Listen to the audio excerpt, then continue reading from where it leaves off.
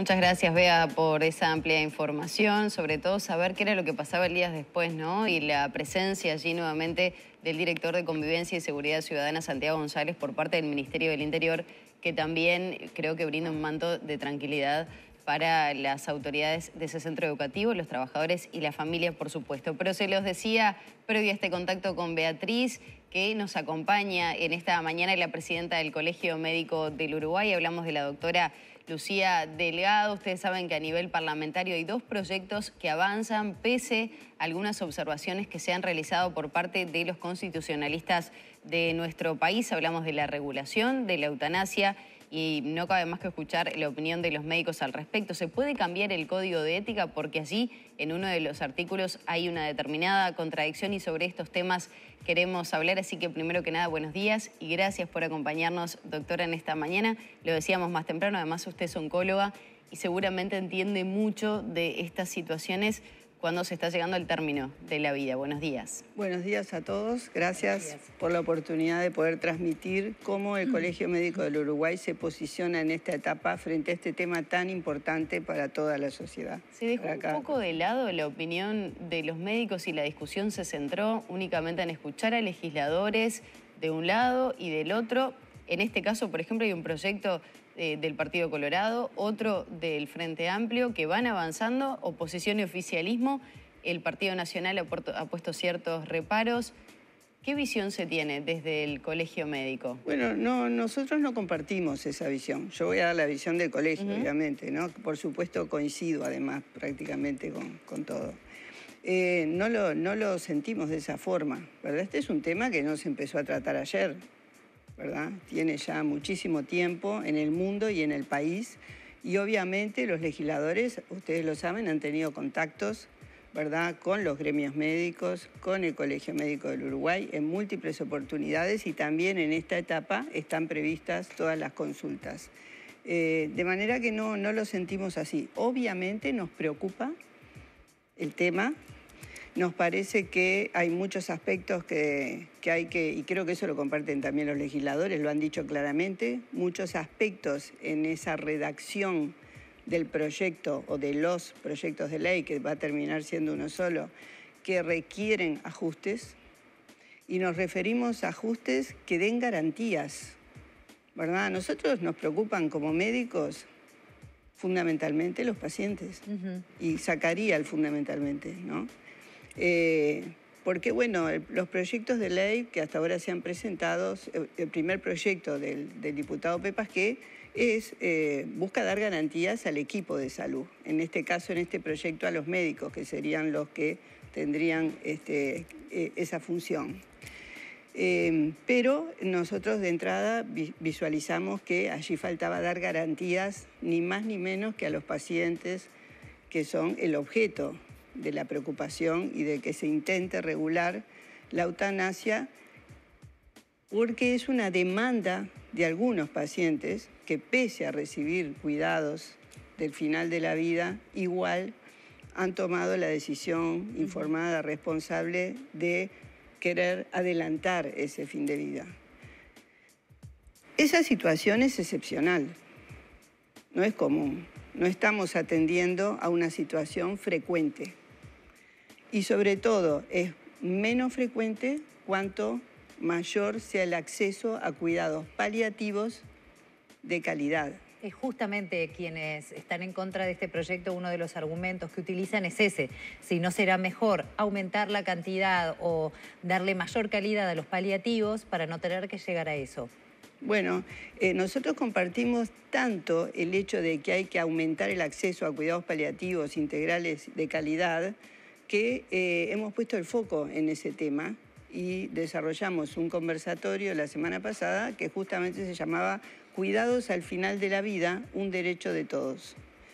Pero creo que no es apropiado, creemos que no es apropiado oponer el legislar para que los cuidados paliativos lleguen a todos los que lo necesitan con atender esas situaciones excepcionales de quienes, habiendo accedido a cuidados paliativos apropiados, oportunos, de calidad, igual viven un sufrimiento insoportable e irreversible Eso es muy importante, ¿verdad? Es irreversible, que de acuerdo al estado actual del conocimiento no es posible revertir, y solicitan adelantar ese fin de vida. Esto que puede verse como un derecho que tenemos cada uno, ¿verdad? Es discutido también, es polémico. Todo en este momento es polémico. No digo yo que sea discutible, lo dice, ¿verdad? Cuando uno solicita la opinión de diferentes integrantes de la sociedad, hay diferencias importantes en cómo se visualiza la solicitud de adelantar el fin de vida, la eutanasia, si como un derecho o no. Por ejemplo, es todo polémico. Entonces, cuando un tema es tan polémico, ¿qué es lo que hay que hacer? Primero, como colegio médico, no tomar posición. Nosotros, entre 9 consejeros o entre todos los consejeros nacionales y regionales, nos vamos a debatir para ver o votar por mayoría si estamos a favor o en contra de legislar la eutanasia. Por favor, jamás lo haríamos porque respetamos justamente los derechos y las distintas visiones que dependen de múltiples factores, ¿verdad? Quienes están escuchando comprenderán, depende de factores sociales, de la situación de vida de cada uno. Hasta religiosos. Religiosos, de creencias, filosóficos. Pero incluso cada persona puede tener visiones distintas a lo largo de su vida. Pero entonces, de acuerdo ¿por a la qué camino situación se va? ¿Se va, por ejemplo, por lo que se ha hablado de un referéndum entre todos los médicos? Porque lo decía Maggie también al principio. Hay justamente un artículo en el Código de Ética que directamente 46, habla. Famoso. Explíquenos un poco de qué es lo que pasa con ese artículo 46 y si en cierta forma, por lo que usted está diciendo, el seguir o no adelante con ese artículo, en cierta forma también no podría ir de la mano con conocer una opinión más general de los médicos. Y recordar lo que dice el artículo 46, la eutanasia activa, entendida como la acción u omisión que acelera o causa la muerte de un paciente, es contraria a la ética de la profesión. Y ese es el principal limitante que tiene un médico, me imagino. Sí, claro. Sin duda, el Código de Ética Médica marca eso muy claramente. Sin embargo, hasta sobre ese artículo hay diferentes visiones. Nosotros, este tema polémico, como decía, que requiere algunos ajustes importantes, como la apropiada definición de quienes, digamos, tendrían o solicitarían o podrían solicitar adelantar ese fin de vida, ¿no? Es tan polémico y falta todavía recorrer un camino de intercambio, de escuchar a todos, que el Colegio Médico la semana pasada organizó ese conversatorio al que hacía referencia, 2 mañanas, donde obviamente no escuchamos todas las voces, pero escuchamos muchísimas voces durante esas 2 mañanas, incluida la de los pacientes organizados, las asociaciones de pacientes, que me da la impresión de que no han sido convocados hasta ahora. Creo que el Colegio Médico los convoca con el debido tiempo y ellos expresaron distintos colectivos, ¿verdad? Fundamentalmente tuvieron la posibilidad de exponer su visión la Organización de Pacientes Oncológicos, que es una federación de organizaciones de pacientes oncológicos, y de los pacientes con ELA, que a su vez están en una alianza de pacientes. ¿Qué señalaron, doctora? Bueno, el conversatorio se puede ver en el canal de YouTube del colegio. No nos sorprendió en absoluto lo que señalaron. Yo como oncóloga sé que los pacientes oncológicos es excepcional que soliciten adelantar el fin de vida, sobre todo cuando acceden a cuidados paliativos, ¿verdad? Todos queremos vivir. Si podemos calmar ese dolor físico-moral, en general, casi siempre elegimos la vida, ¿verdad? Todos, no. Pero los pacientes con ELA tuvieron una visión un poco distinta. Plantearon la importancia de los cuidados paliativos, pero también el derecho frente a una vida que se hace realmente insoportable y que no existe posibilidades de revertir, ¿verdad?, esa situación, el derecho de los pacientes de solicitar, adelantar la muerte. Bueno, evidentemente es una situación, una solicitud dolorosa, ni que hablar para el que lo pide y para toda la familia y toda la sociedad, ¿verdad? Uno lee las situaciones y realmente es doloroso. Pero es algo que ocurre excepcionalmente si logramos que se acceda a cuidados paliativos de calidad. Pero no por ser excepcional deja de ser una situación que hay que atender como sociedad. ¿Y cómo lo tenemos que atender ahora? Con más escucha, con más intercambio. ¿Para qué? para que esa ley que finalmente se vote sea la que dé mayores garantías y atienda apropiadamente esas situaciones. Entonces, se opone, si decimos los cuidados paliativos en este momento, no accede la mitad de la población. No, aparte la ley todavía tiene media sanción únicamente, no está aprobada del todo. Por eso, pero digo, ¿hoy qué pasa? Parlamento. Lo dijo la directora de cuidados paliativos, la doctora Adriana Lavalle, que además es oncóloga. Ella lo dijo claramente en el conversatorio del colegio, los cuidados paliativos se ha reducido el acceso y ahora es ¿Por falta 53. de recursos y de capacitación? No quedó claro eso, o por lo menos a mí no me quedó claro, pero es un hecho que las cifras hoy marcan no un 60, sino un 53. Evidentemente hay un retroceso en el control de las enfermedades no transmisibles y el menor acceso a los cuidados paliativos durante la pandemia, ¿verdad? El menor acceso a los cuidados paliativos forma parte de eso y seguramente esa reducción en el acceso es multifactorial. Ella lo explicaba. Entonces quiere decir que por lo menos la mitad de la población de usuarios del sistema hoy no accede a cuidados paliativos. En esa situación tenemos que decir, bueno, entonces no podemos discutir una ley de eutanasia, vamos a discutir solo los cuidados paliativos. No, porque son situaciones distintas. Hay que discutir las dos cosas. Lo que es claro es que esa ley de cuidados paliativos que tiene semisanción tiene que poder ser implementada y para eso hay que votar un presupuesto apropiado. Porque para dar acceso al 100% en lugar de al 50%, hay que votar recursos. No alcanza con votar la ley, si ya votamos la ley de cuidados paliativos. ¿Y va a pasar como con la ley de salud mental? Tenemos una ley de salud mental, pero todos los ciudadanos de este país sabemos que si requerimos un tratamiento, ¿verdad?, prolongado de psicoterapia, seguimiento, no vamos a acceder en el Igual sistema. en el caso de los cuidados paliativos es un tema de recursos. Pero en el caso de eutanasia entran muchas otras variables que complejizan la situación. Claro, ni que hablar, pero lo que quiero decir es que no se puede oponer, solucionar o dar respuesta legislativa a los dos temas. Van en paralelo. Son dos situaciones que hay que atender. Lo que yo digo es que cuando escuchamos que, bueno, ya nos hemos ocupado de los cuidados paliativos porque hay una ley que tiene semisanción, eso no va a ser real por más que se vote, que se va a votar, supongo, si en paralelo no se aseguran los recursos. Claro.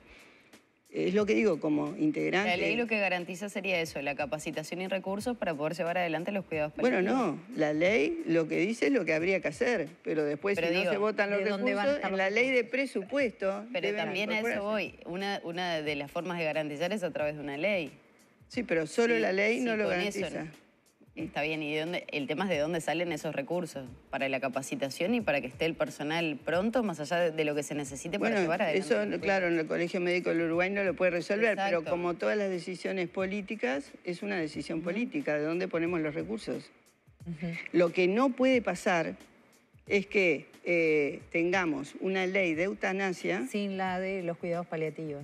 Sin una ley de cuidados paliativos que asegure el acceso a cuidados paliativos de calidad. ¿Por qué? Porque entonces van a estar solicitando eutanasia muchas personas que no las solicitarían si tuvieran los cuidados. Es claro, entonces, y además es todavía más grave porque las instituciones que tienen cuidados paliativos tampoco acceden todos sus afiliados o usuarios. ¿Por qué? Sobre todo en el interior, cuando las personas viven a una distancia mayor que la institución tiene posibilidades de hacer llegar los cuidados paliativos, no recibe. Y entonces la gente que vive en el interior profundo, la gente más vulnerable muchas veces también en ACE, por ejemplo, no es posible llegar a todos lados con los cuidados paliativos. Esa gente es la que no va a acceder a cuidados paliativos y la que frente a un dolor físico-moral que no ha podido ser controlado, entonces...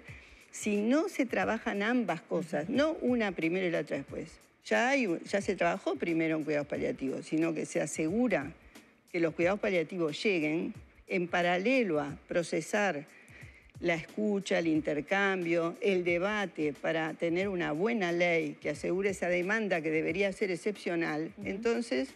lo que va a ocurrir es una tremenda injusticia. Doctora, se desprende un poco de lo que está diciendo y si no es así me corregirá, pero que el ideal sería poder tener todas las opciones sobre la mesa para que los pacientes tuvieran la libertad de elegir si quieren que la última etapa de su vida, hasta que mueran de forma natural, o ese fin de la vida lleve su proceso, pero esté garantizado ese cuidado, esa atención por un lado, y a su vez las personas que no soportan más esa forma de vida. ¿Ese sería el ideal? Ese es el ideal y es el objetivo. Los pocos países en el mundo que tienen una ley de eutanasia y de suicidio médicamente asistido, una u otra, porque o hablamos ambas, solo de eutanasia, pero son las dos variantes que están sobre la mesa también. Sí, esos países, justamente la ley lo que exige es que el paciente haya podido acceder y que pese a esos cuidados, porque no se pudo revertir esa situación y un médico confirma que es una situación irreversible, que no es lo mismo que enfermedad terminal ni que enfermedad crónica. Una enfermedad puede ser crónica y no provocar un sufrimiento irreversible. Claro, claramente. O puede ser terminal, estar en los últimos meses de vida, pero la persona disfrutar ese fin de vida. O sea, nosotros todos tenemos familiares, amigos que viven, ¿verdad? Y bueno, entonces de eso se trata, de lo que tú decías, Maggie, de que las personas tengan acceso, ¿verdad? Conozcan las opciones y puedan elegir libremente. Pero vuelvo a lo mismo. De forma informada, ¿no? Eso está clarísimo, pero es distinta la situación de todos que estamos de acuerdo en que la libre accesibilidad y que accedan todos a los cuidados paliativos, pero ya cuando llegamos a la eutanasia entramos a un tema de conciencia, como lo decíamos. Y ahí me pregunto, como médicos, ¿ustedes han evaluado el solicitar, por ejemplo, como pasa en el caso del aborto? ¿Tiene una similitud? ¿La objeción de conciencia a la hora de realizarlo? ¿Cómo han hablado que sería la mejor forma de manejar? Porque volvemos a eso, implica, primero, los dos proyectos, uno habla acerca de despenalizar el acto médico, porque hoy está penado, si eso se hace está penado, primero despenalizarlo.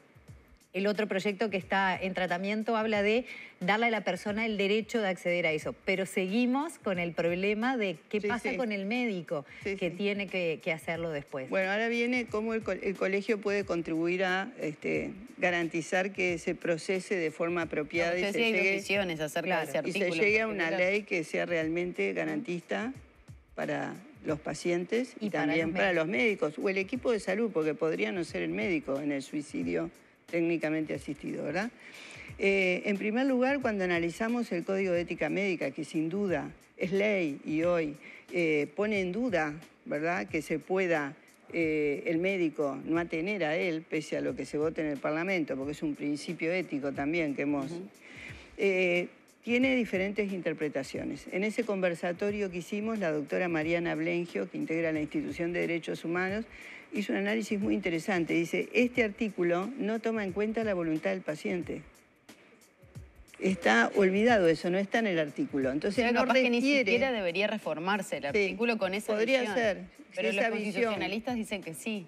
Si esa visión de la doctora Blengio fuera aceptada, nosotros diríamos, bueno, no atiende ese artículo a la situación que se está planteando en la ley. Bien. Además, el artículo 48 es un poco contradictorio, si bien es claro el de eutanasia, ¿no? Pero podría estar de acuerdo con que no se toma en cuenta la voluntad del paciente porque dice que el médico en el fin de la vida debe velar para que el paciente alcance ese fin de vida de acuerdo a sus propios valores. Entonces se reconoce el derecho del paciente de decidir cómo o cuándo quiere morir. Podría interpretarse de esa forma. De manera que la ley del Código de Ética Médica sin duda no parece estar de acuerdo con lo que se propone en los proyectos de las iniciativas parlamentarias, pero es discutible. Eso por un lado. Por otro lado, el Colegio Médico del Uruguay entonces lo que quiere es propiciar el intercambio, escuchar a todos y en relación al Código de Ética Médica, no lo estamos discutiendo ahora porque se hayan propuesto las leyes o los proyectos de ley, sino que, esto lo quiero dejar claro porque hubo alguna preocupación, ¿verdad?, pública al respecto. En agosto, cuando se empezó a trabajar, antes de tomar posesión de los cargos en este periodo de gestión, que fue en octubre, ya todas las propuestas de todas las listas al Colegio Médico planteaban la necesidad de reformar la ley de colegiación y la ley del Código de Ética Médica. No en esto, en muchos aspectos. Claro. Tanto así que las actas son públicas del Colegio Médico. Si ustedes ven, cuando tomamos posesión, creo que la primera reunión fue el 14 de octubre, En el orden del día se incluyó la conformación de 2 grupos de trabajo, uno para la reforma de la ley de colegiación y otro para la reforma de la ley del Código de Ética Médica. Esos grupos están trabajando desde entonces recogiendo lo que ya se planteaba antes para la reforma de estas 2 leyes. Y en el marco de esa discusión, por ahora están trabajando con la reforma de la ley de creación del Colegio Médico del Uruguay. Allí hay alguna iniciativa que plantea que la ley de ética médica no sea ley, ¿verdad? ¿Por qué tiene que ser una ley? Bueno, hay toda una discusión, pero por ahora se está trabajando en la discusión o cómo mejorar o ajustar la ley de creación del Colegio Médico. Y posteriormente los 2 grupos van a trabajar en la ley del código. Y por supuesto que si se plantea que se van a plantear cambios en la ley del Código de Ética Médica, la ley de creación del Colegio Médico existe que esos cambios se plebisciten. Claro. Hay un tiempo, ¿verdad? Primero el Consejo Nacional tiene que enviarlo a los consejos regionales, que lo tienen que poner a disposición del análisis de todos los colegiados, tienen un plazo para eso y luego se plebiscita entre todas las médicas y médicos. Ya nos tenemos que despedir, pero no quiero despedirla sin que usted como doctora, como oncóloga, que está siempre en contacto con esa situación y desde un punto de vista personal, nos diga si a usted le parece que ir por esa vía de la eutanasia, más allá de que ya dijo de que el Colegio Médico como institución no se va a proclamar, si a usted que lo vive todos los días, le parece que es una buena opción. A mí lo que me parece en lo personal es que hay que respetar el derecho de cada persona. Obviamente cada uno de nosotros tiene un sentimiento, ¿verdad? O una visión respecto a esta posibilidad. Tenemos temores, estamos acostumbrados a hablar de la vida y a defender la vida. Pero escuchando la voz de los pacientes, escuchando otras voces, no tenemos más remedio que decir, bueno, eso existe en el mundo, pero es una situación que debe ser excepcional. Debemos defender la vida poniendo el foco entonces en los cuidados al final de la vida y si pese a eso hay una solicitud fundada, ¿verdad? Creo que como sociedad la tenemos que atender y ni que hablar como médicos. No sé, realmente no es lo que yo haría o dejaría de hacer. Ninguno de nosotros sabe lo que haría o dejaría de hacer. Tener todas las cartas sobre la mesa para que se pueda elegir lo que se entienda más adecuado sería, creo que, la opinión, sí, ¿no? Y no podemos decir yo haría esto o aquello porque como médico aprendí en varias décadas de ejercicio que ninguno de nosotros sabe porque hay que estar en esa situación, en ese momento, en esa situación de vida que es compleja. Está el paciente, la familia, la sociedad. Es un tema tremendamente sensible, muy polémico y en consecuencia hay que escuchar y hay que tratar de respetarnos a todos y todas. Doctora, Gracias. un placer haberla tenido esta mañana en Arriba Gente y tener por lo menos la opinión y la vivencia de los médicos. Muchísimas gracias. Gracias a ustedes. Era la doctora Lucía Delgado que pasó por aquí por Arriba Gente, presidenta del Colegio Médico del Uruguay.